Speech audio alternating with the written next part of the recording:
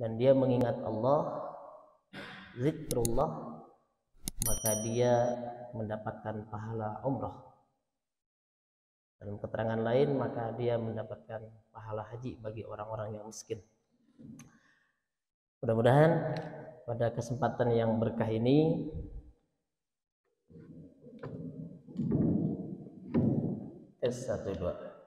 mudah-mudahan pada kesempatan yang berkah ini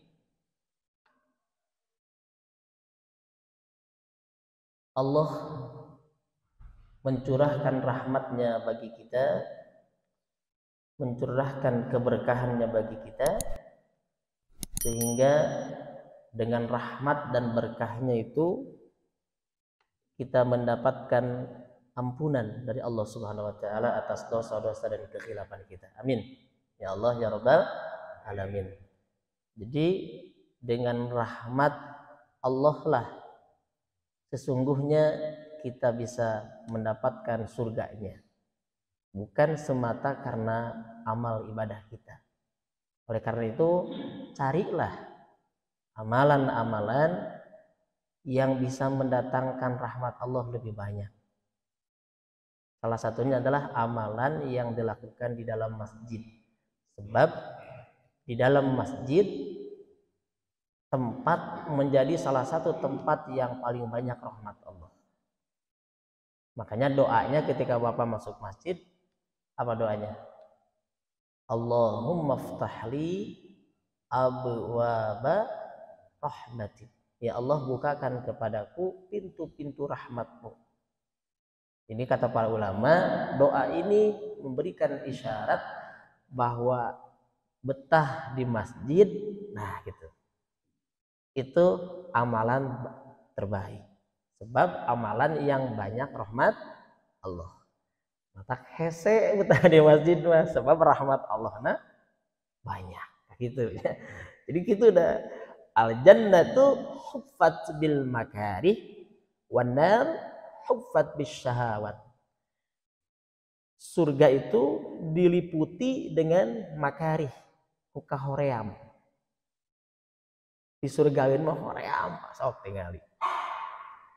Wanar, sedangkan neraka itu huffat bis syahawat, diliputi, diselimuti, nah dikubeng bahasa orang ku kahayang resep tau tingali urang namanya 2 jam 3 jam perkara yang melalaikan tidak terasa.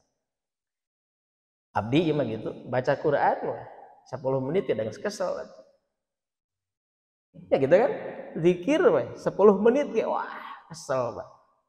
Sebab bil makarih tadi.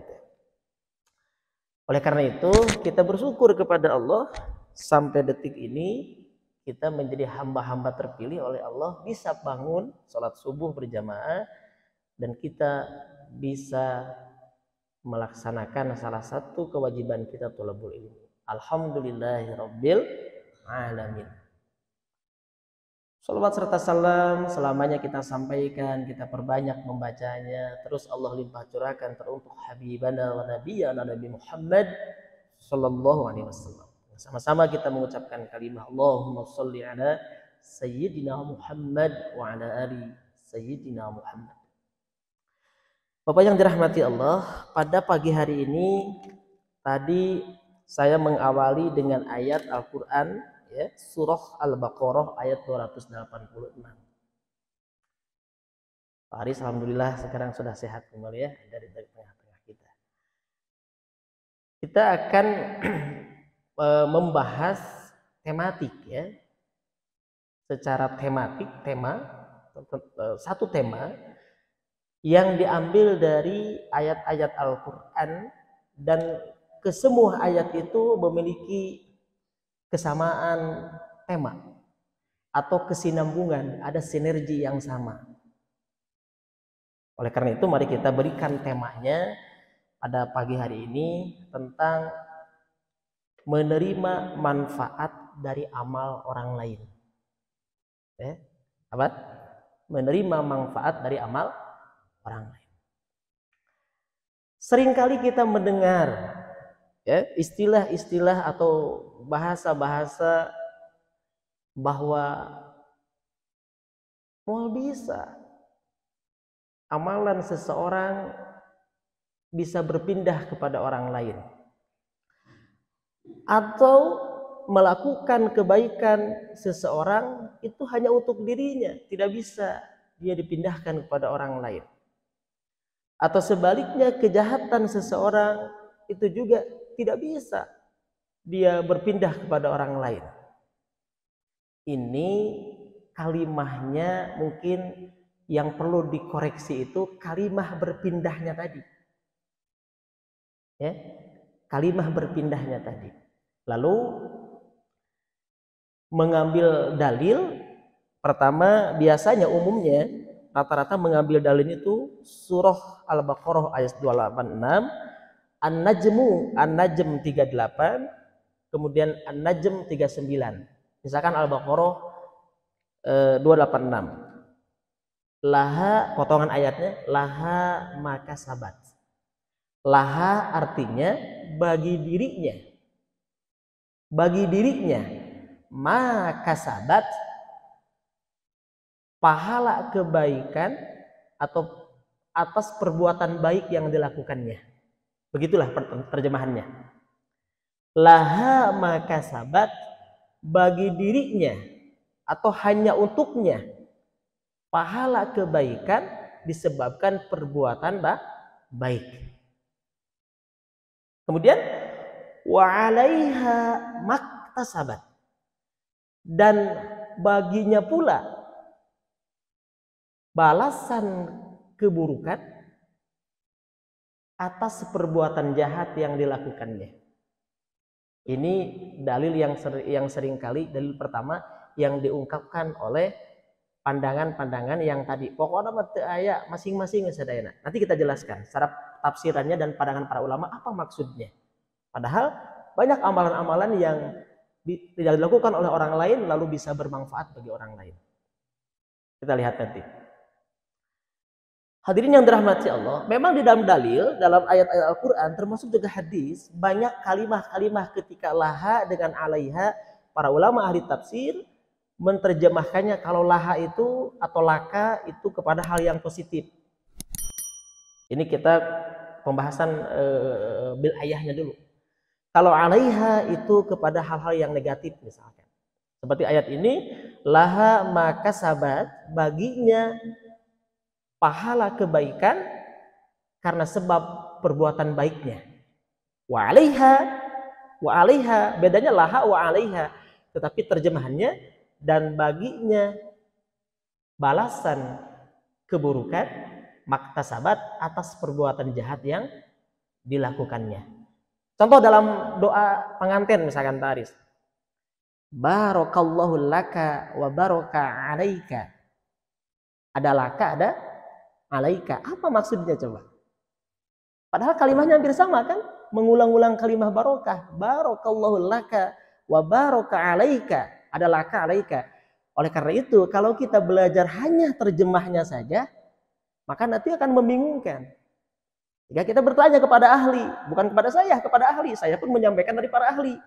Kata para ahli, barakallahu laka adalah keberkahan bagimu dalam keadaan bahagia.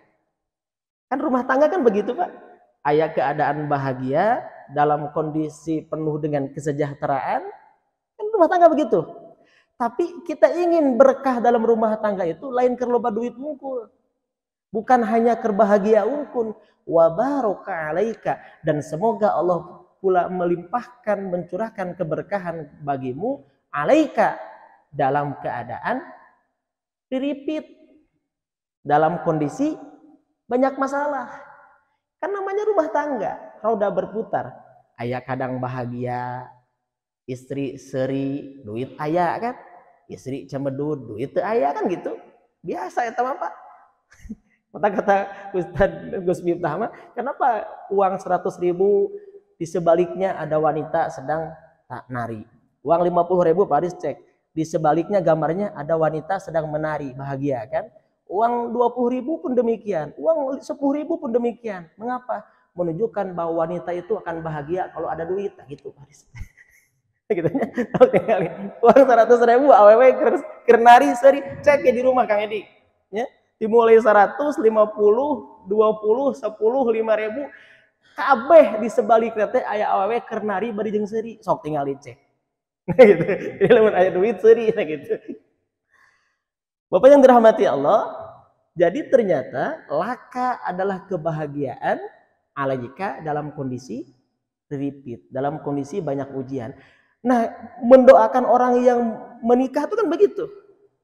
Barakallahu laka wa baraka alaika. Maksudnya apa?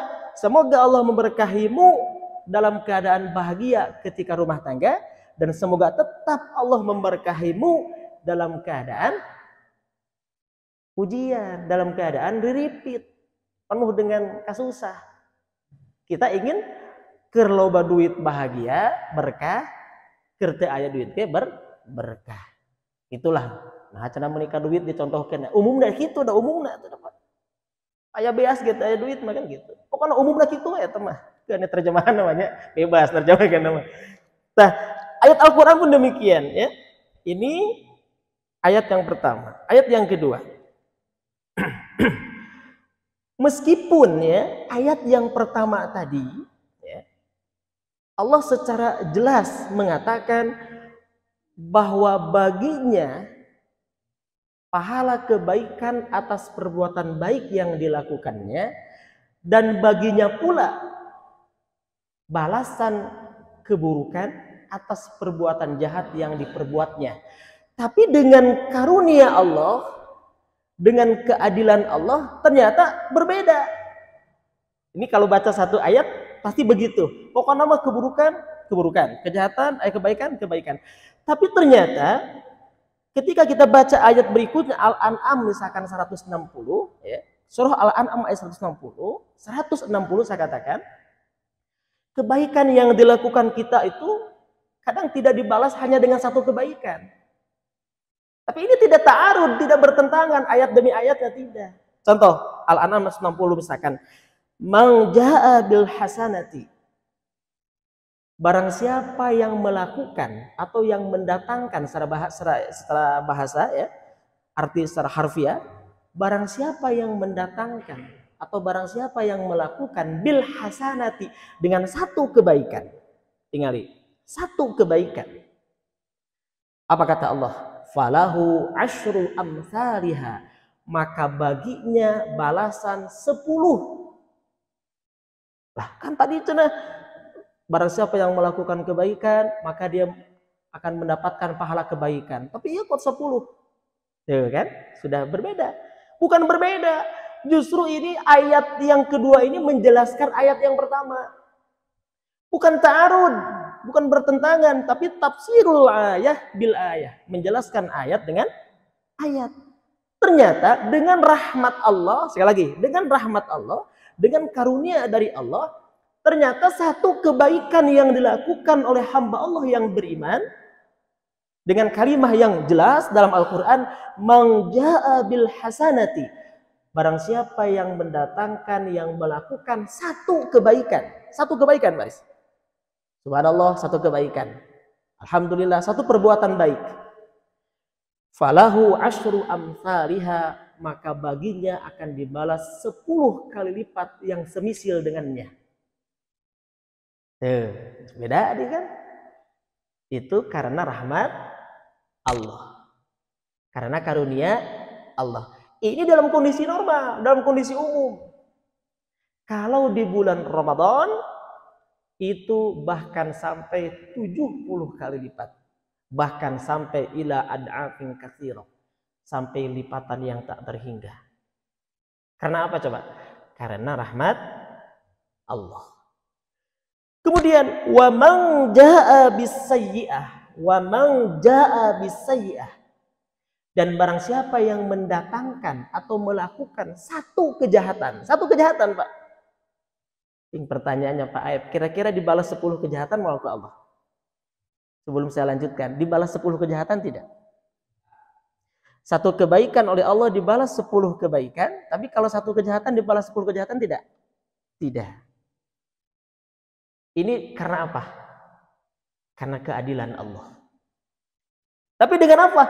Fala yujza illa mislaha. Maka dia tidak akan dibalas illa mislaha, melainkan yang semisil dengannya. Hanya satu kejahatan, satu keburukan. Wahum la yuzlamun, dan mereka tidak pernah akan dizolimi. Artinya Allah Maha Adil. Ayat ini menunjukkan kasih sayang Allah sekaligus kemahaadilan Allah. Wahum la yuzlamun, moal dizolimi ku Allah. Allah tidak akan berbuat curang. Pokoknya mah nunggal lakukan kehadian hiji oge dibalas 10. Nunggal lakukan kejahatan hiji keburukan tidak akan dibalas 10 kejahatan. Berhenti sampai ayat di sini? Tidak. Ini kalau bacanya sampai di sini cukup, kita akan memahami demikian. Hadirin yang dirahmati Allah. Kemudian kita lihat misalkan ayat berikutnya. Ya, ini tentang dalil-dalil yang selalu dijadikan dasar bahwa tidak ada pindah pahala, tidak ada saling membalas. Kejahatan yang dilakukan oleh seseorang adalah bagi dirinya, kebaikan yang dilakukan oleh seorang adalah bagi dirinya. Tapi nanti kita lihat ke depannya.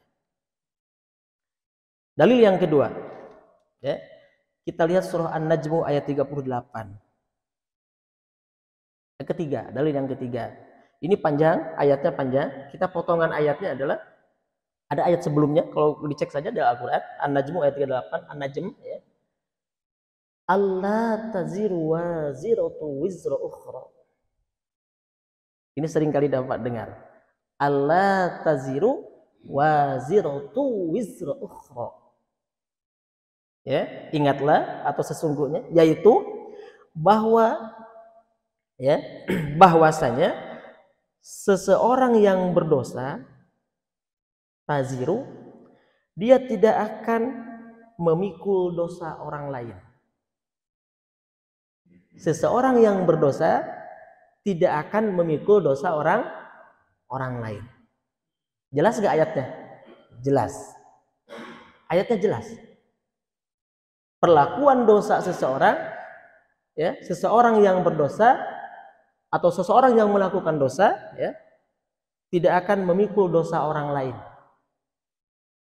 Apa maksudnya? Kita tanya kepada para ahli tentang ayat ini. Lagi-lagi kita tanya pada para ahli tafsir yang mereka lebih memahami concern di bidangnya. Kata mereka, pertama ayat ini di akhirat nanti di akhirat. Ini berbicara tentang di akhirat. Di akhirat nanti, ya, semua manusia akan memikul beban masing-masing. Tidak ada seorang pun yang dibebani, ya, dengan beban orang lain. Pertama, secara umum begitu. Maksudnya apa?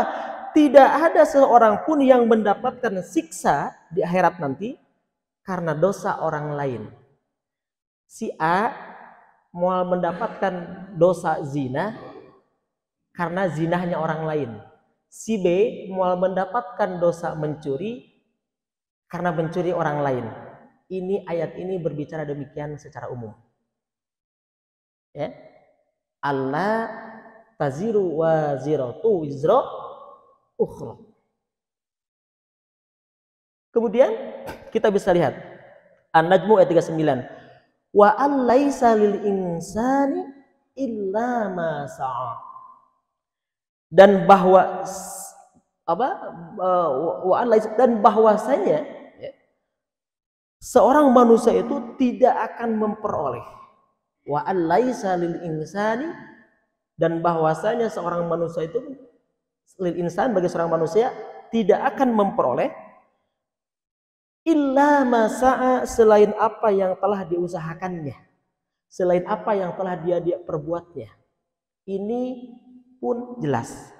Dalil ini secara umum menjelaskan bahwa seseorang hanya akan mendapat pahala dari hasil amalnya sendiri.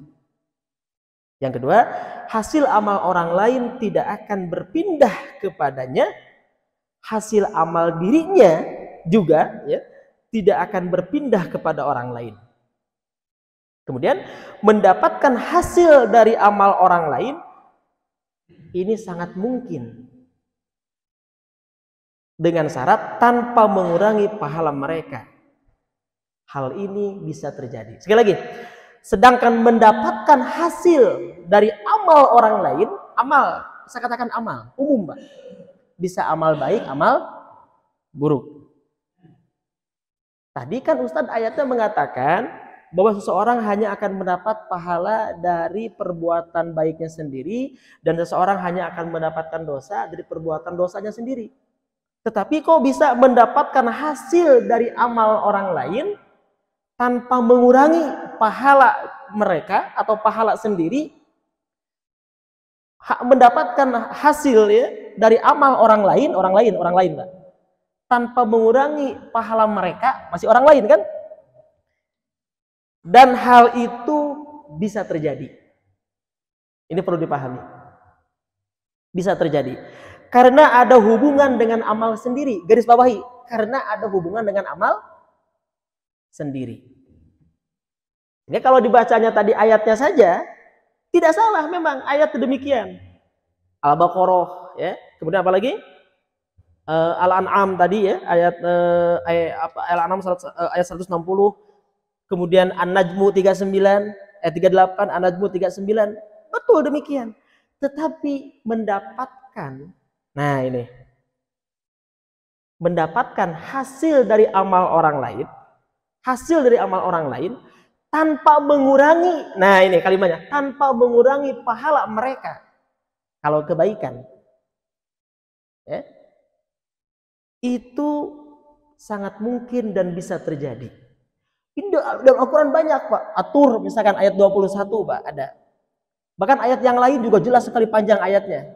Ya, nanti saya sampaikan, saya lupa ayatnya. Panjang ayatnya. Ini tidak ta'arud, ayat ini tidak ta'arud, tidak bertentangan. Tetapi kita dianjurkan harus membaca semuanya. Tanya kepada ahlinya. Menyikapi hal ini, kata para ulama, nanti ada 2 sikap, bahkan 3 sikap kata para ulama. Contoh gini Pak. Saya katakan, mendapatkan hasil dari amal orang lain. Contoh dari hadis sahih Pak. Hadis sahih ini. Dari hadis yang sahih,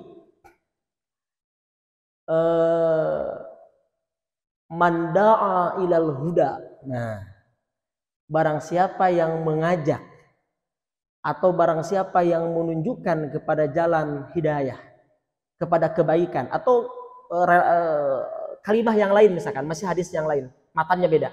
Man sanna sunnatan hasanatan, barang siapa yang menunjukkan jalan kebaikan, dia tidak melakukan Pak, hanya menunjukkan saja, hanya ngasih tahu, falahu ajrun, maka dia mendapatkan pahala, minal ujuri man amila biha, dari pahala-pahala orang yang melakukannya.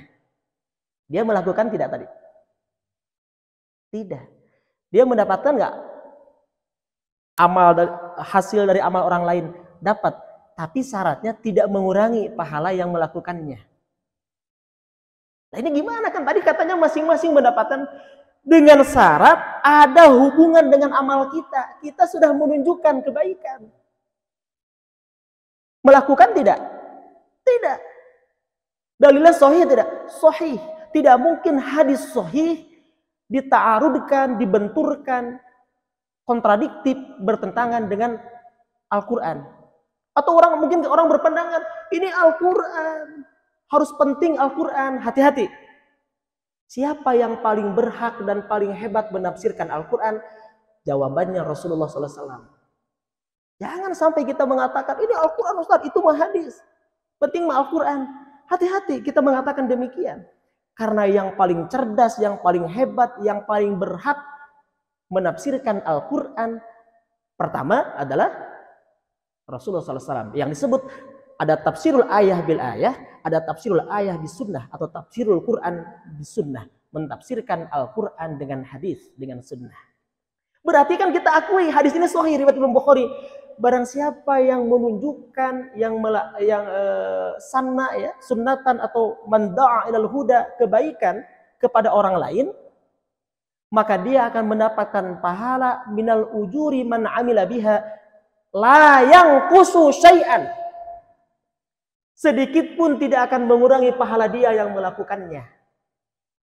Artinya yang melakukannya tetap mendapatkan pahala atas kebaikan yang dia lakukan. Sesuai gak dengan ayat Al-Quran? Sesuai. Lah kenapa orang yang tadi tidak melakukan juga dia mendapat pahala? Karena ada hubungan dengan amal sendiri. Apa hubungannya? Dia pernah menunjukkan kebaikan. Dia pernah ngasih tahu. Kan tidak bertentangan. Sehingga kalau hanya dibacanya sepotong tadi ayat tadi, kata para ulama, ada orang yang sikap itu, kalau Ustaz Janjan lebih tahu, ada istilah tafrid au iprot. Nah, ini bahasa hukum, Pak. Ada sikap orang itu tafrid, berlebihan menerima, berlebihan ke belakang, sampai-sampai di sana pokoknya sama mau haji, mau umroh, mau sholat, nunjukin batur weh. Dan kayaknya saya menang pahala ti batur. Ini tidak boleh. Disebut tafrid. Maka kata para ulama, la tafrid wala iprot.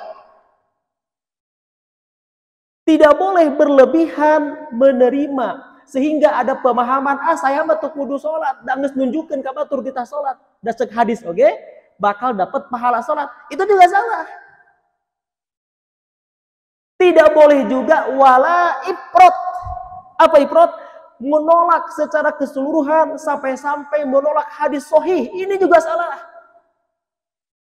Atau sampai-sampai dia mengatakan, oh ini yang sahih itu sanadnya Ustaz.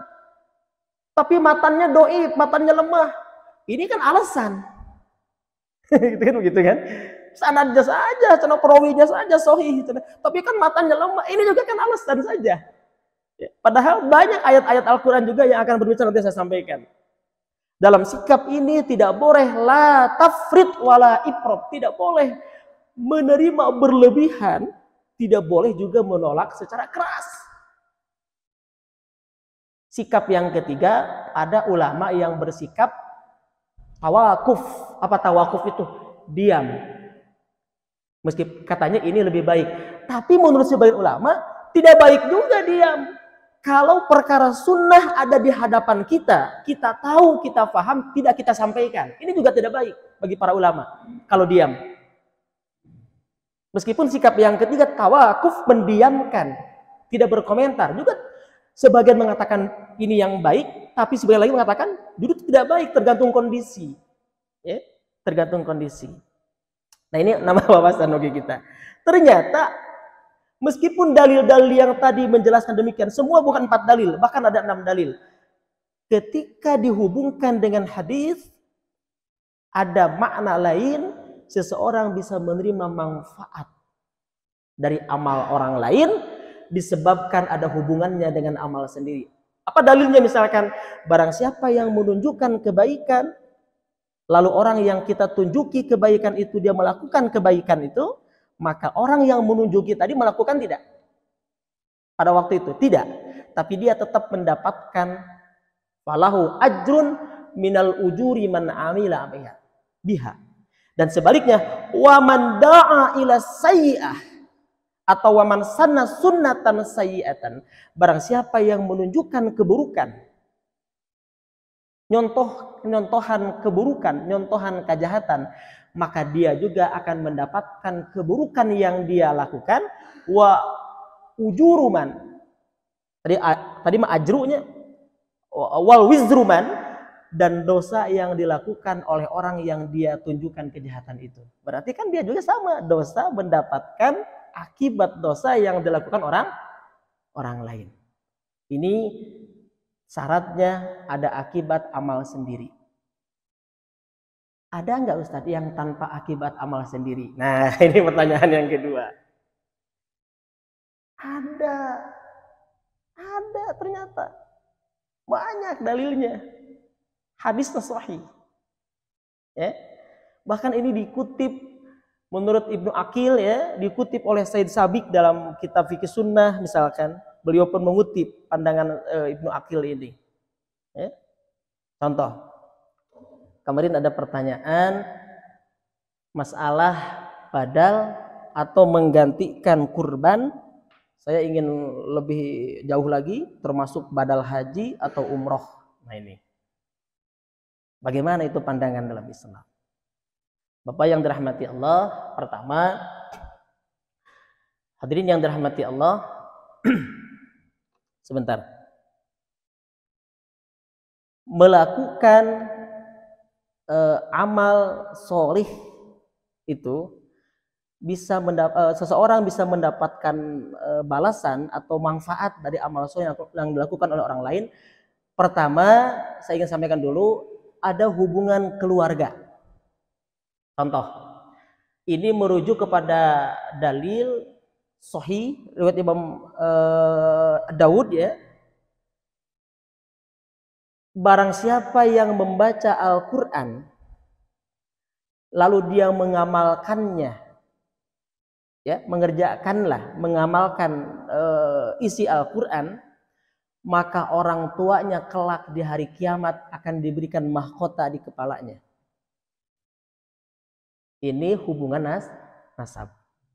Siapa yang mendapatkan manfaat amalnya? Kedua orang tua.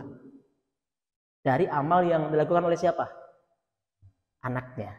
Tuh kan? Ini hubungan nasab. Ada lagi gak? Ada. Ya. Suatu hari, hadis sahih Imam Bukhari Muslim, ada seorang wanita cantik. Dalam hadis ini dikatakan seorang wanita yang berparas cantik. Dia datang kepada Rasulullah SAW. Ketika itu Rasulullah dengan salah seorang sahabat yang masih bujangan.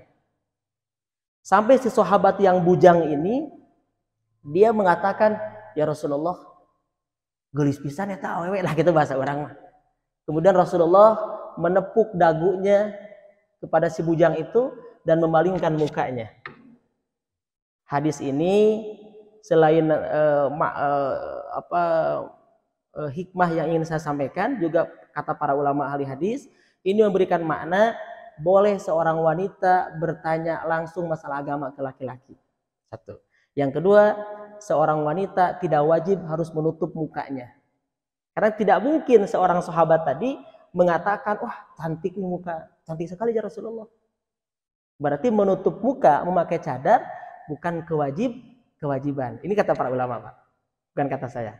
Bahkan dia menghadap Rasulullah. Ya. Kemudian si wanita itu meminta fatwa, ya Rasulullah, bapakku sudah tua, sudah uzur, sakit, tidak mampu duduk lama di atas kendaraan unta atau kuda zaman dulu. Sedangkan dia belum berhaji. Bolehkah aku berhaji atasnya? Boleh. Silahkan, kata Rasulullah. Sahih, Pak, hadisnya sahih itu. Banyak hadisnya, tidak hanya satu. Si bapaknya hidup kayaknya masih hidup. Berwasiat? Tidak. Dan masih hidup. Masih hidup. Ini kalau berbicara bapaknya masih hidup. Dan dibadalkan oleh anaknya yang perempuan. Berarti boleh membadalkan haji. Hukum yang ketiga, meskipun dia masih hidup, tetapi dia tidak mampu untuk berangkat. Yang keempat apa? Membadalkan laki-laki oleh perempuan. Juga boleh. Ini hubungan nasab. Banyak hadisnya. Ada nggak yang bukan hubungan nasab? Ada. Contoh hadis saburoh. Ya, saburoh. Bolehkah aku menghajikan karibku? Bahkan hadis itu para perawi ragu, atau temanku katanya. Dia teman orang lain. Sedangkan dia sudah mampu, dia belum berhaji. Lalu kata Rasul, bagaimana kalau dia punya hutang? Apa kamu berhak membayar hutangnya? Apa kamu berkewajiban membayar hutangnya? Apakah harus dibayar hutangnya? Sama, kata Rasul. Apakah ini berbicara pindah pahala? Bukan. Berbicara tentang manfaat amal seseorang, atau seseorang bisa menerima manfaat kebaikan dari amal orang lain. Tetap orang yang melakukannya tidak berkurang pahala. Ini jika diniatkan. Tidak bertentangan dengan hadis sahih, tidak bertentangan dengan Al-Quran hadis sahih ini. Ini ta'arud nampaknya, tapi al-jam'u bagaimana kita mampu menghuraikannya, bertanya kepada para ahli di bidangnya, ahli tafsir, ahli hadis, ya, kepada para ahli di bidangnya.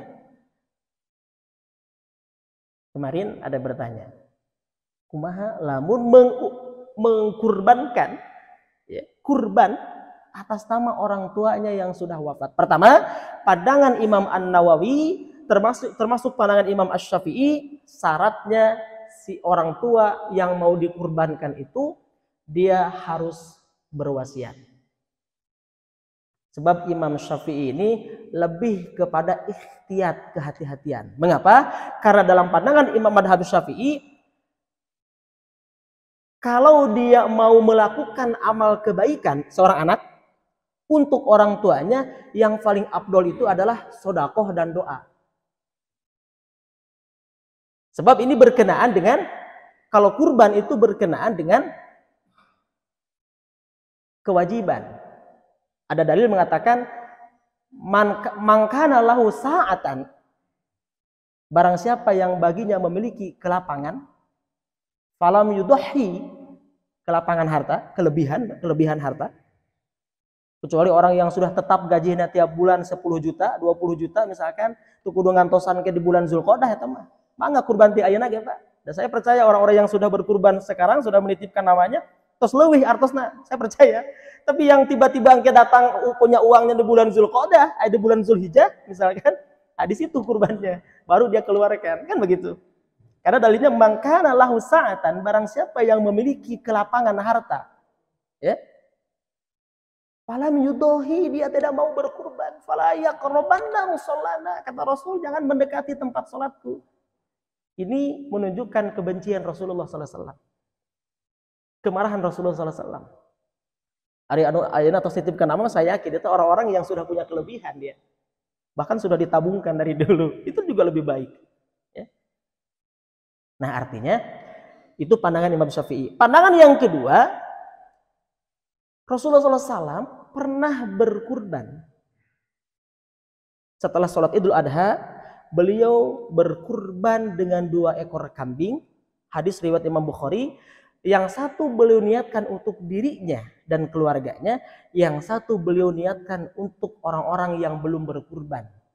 Orang-orang yang belum berkurban ditafsirkan oleh para ulama termasuk orang yang masih hidup ataupun orang yang sudah wafat. Ini penafsiran kedua. Jadi pandangan pertama, bagaimana kalau niat kurban atas nama orang tua yang sudah meninggal? Pandangan pertama, syaratnya harus berwasiat. Dengan dalil Madhab Syafi'i tadi dan Imam An-Nawawi, karena wasiat menjadi hutang. Nah, wasiat itu menjadi hutang. Bagi siapa? Menjadi kewajiban harus dilaksanakan bagi ahli warisnya. Dan itu tidak melebihi 1/3 dari harta yang dimilikinya. Surah An-Nisa, lihat, berbicara tentang warisan, di situ ada tentang wasiat. Pandangan yang kedua, ada yang mengatakan mereka mengambil dalil Rasulullah SAW pernah berkurban pertama atas nama dirinya dan beliau niatkan atas nama orang lain, atas nama orang-orang yang belum berkurban. Ini juga memberikan makna amal kebaikan yang dilakukan oleh seseorang bisa bermanfaat bagi orang lain jika diniatkan. Kata Ibnu Aqil, dikutip oleh Sayyid Sabiq dalam kitabnya Fikih Sunnah, bisa dilihat. Jika diniatkan tanpa mengurangi sedikit pun pahala yang melakukannya. Nah, dalam hal ini kita tidak boleh tafrid dan tidak boleh ifrat. Sekali lagi, tidak boleh menerima secara berlebihan lalu tidak melakukan amal kebaikan, tidak boleh ifrat, menolak secara keseluruhan. Silahkan mau menjadi yang ketiga, diam saja, tawakuf. Enggak. Kan gitu. Yang ketiga. Nah, lalu Bapak yang dirahmati Allah, Sayyidina Ali pun pernah berkurban, dia meniatkan atas nama Rasulullah. Sehingga merujuk kepada dalil ini, Ibnu Taimiyah, Syekhul Islam, dalam Majmu' Fatawa, beliau berpandangan boleh berkurban diniatkan atas nama orang lain, termasuk orang tua yang sudah meninggal. Ini pandangan yang kedua.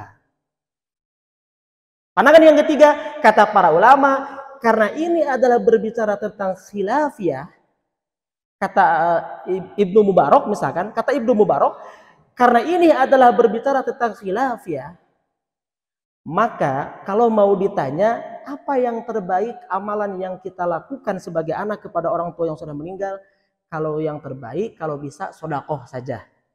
Tapi kata beliau juga tidak masalah kita harus longgar, berpandangan longgar dalam hal ini jika ada orang yang meniatkan berkurban juga atas nama orang tuanya. Mangga kembali kepada bapak-bapak. Kembali kepada jamaah. Tidak bersikap tafrid juga tidak bersifat ifrat. Menolak secara berlebihan. Sudah pahami, Pak? Ini tematik pada pagi hari ini. Masih banyak yang perlu disampaikan, tapi juga waktu adalah terbatas. Ya, kalau saya sampaikan nanti bagaimana badal haji juga, badal umroh juga, berbicara tentang amalan-amalan yang baik. Contoh ada hadis sahih juga terakhir. Ini dikutip dalam Targhib wa Tarhib, Targhib wa Tarhib ya. Contoh, ada hadis sahih. Barang siapa atau jika ada majelis zikir, majelis zikir. Orang sedang berzikir, dia akan mendapatkan curahan rahmat Allah. Disebutkan dalam hadis itu, termasuk orang yang duduk di dalamnya meskipun dia tidak berzikir. Dia melakukan tidak, Pak? Tidak. Dia tidak berzikir, dia hanya duduk bersama orang-orang yang berzikir. Dalam hadis itu sahih disebutkan, dia sama mendapatkan limpahannya. Berarti kacipratan, Pak. Nah, gitunya. Komo deui anu bari zikir. Tak itu, Pak. Coba baca hadis, jangan satu, jangan dua, baca semua. Pandangan para ulama, dalil-dalilnya baca semua. Ya, kita baca semua. Sampai segitunya. Dia mendapatkan kebaikan. Kenapa? Karena la yajtami'una qaumun yazkurunallah. Tidaklah berkumpul satu kaum, berkumpul satu tempat. Yazkurunallah, mereka mengingat Allah. Illa hafathumul malaikah wa ghasyiyatuhumur rahmah. Malaikat akan menaungi dan mencurahkan rahmatnya. Anu hadir di dinya teu zikir kabagian moal, Pak. Kabagian aku Allah moal diwilah-wilah Pak, jadi aya di dieu kabagian. Curahkeun gitu, dialungkeun cai perut kabagian baseuh moal. Baseuh ibaratna kitu lah. Dengan karena rahmat dan karunia Allah. Ada juga dalam Targhib wa Tarhib. Ada 3 amalan bermanfaat bagi mayit. Bacaan Al-Quran bermanfaat bagi mayit. Pertama, dibaca di samping mayit.